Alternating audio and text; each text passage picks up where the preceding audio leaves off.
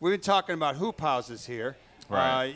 One of the things that I keep talking to you about every time that I run into you is getting some hoop houses up on our roof. You talked about the escaping heat. Clearly that we could use the heat. We could keep more heat in the building, and we could certainly do much like True Nature Health Foods over there on the on Broadway here in our neighborhood. They produce some food up on their roof. Right. So give me the skinny, as I used to say, on the hoop house deal. Where do you order them from? Who's making them locally? I know one of the things that the Center for Urban Transformation talks about on your website is developing the equipment to do urban gardening. Right. Well, right now, most of the places that you get hoop houses and greenhouses from are like Greenhouse Supply, Farm Tech, those kinds of entities. But it is possible to build your own hoop house. And the difference between a hoop house and a greenhouse essentially is greenhouses are more permanent structures. Hoop houses are temporary structures, and it's bent pipe, that sort of thing. You can have a cathedral roof on them, but they're basically temporary structures, and they're covered with plastic as opposed to green or polycarbonate for greenhouses. So, but the idea, of course, is season extension. We've had some conversations with some local and regional universities about redesigning and re-engineering the hoop houses and greenhouses so that they're easier to construct and cheaper to build, too. So that's a lot of what's going on. But again, you got master urban farmers like Greg Bratton out on the southeast side in South Chicago there, who can actually bend pipe. He's got a jig, and he could probably put a nice hoop house on top of your roof. And there's other folks that help you figure out your soil mix and that kind of stuff so that it's a nice light mix for you to grow in. So, and the other trick that you want to look at in terms of using those facilities is starting your seed early. So that way you get a jump on the seasons and you can get a crop in and grow, like I said, pretty much year-round. When you're growing let's talk about the dirt, the earth. What kind of what's the what's the makeup of the soil that one uses on a roof? How deep does it have to be to grow things? I mean, in using 5-gallon buckets, it seems to me that's way too much dirt in each bucket. It adds weight to a roof. If you were doing an ideal situation, say you were creating some kind of beds, whether out of wood or however you would make them, what's the depth that you would want for various plants, and what would be the makeup of that earth? Well, the makeup can be tricky, and you have to kind of experiment with the mix. There's folks that we work with that can answer that question better than me, but you would want to use more vermiculite, that kind of stuff. Make your soil lighter, airier. On a rooftop, you probably want to go 12 to 18 inches. Most stuff that we would grow up there would probably only have root systems that go down 6, 8, 10 inches anyway.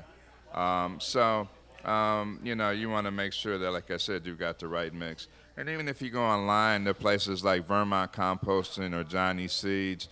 They've got soil mixes that they sell that would be applicable to a rooftop situation.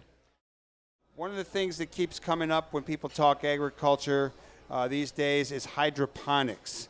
Is that something that you all are involved with? Is that something that you see in your study of what's going on in the urban agricultural movement?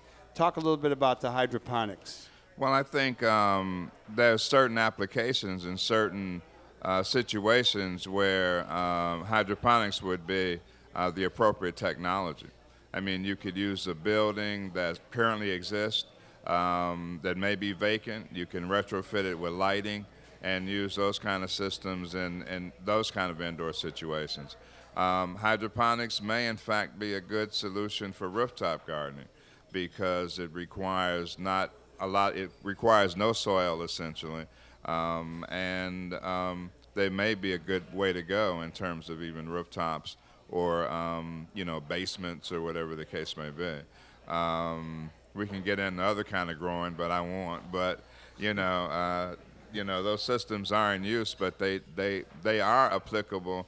And what has to happen really in terms of urban agriculture and any agriculture for that matter, rural agriculture as well, is we need to relook at our system and our food system and make a determination about what kind of situations you want to get into, what kind of technologies are appropriate and in what setting.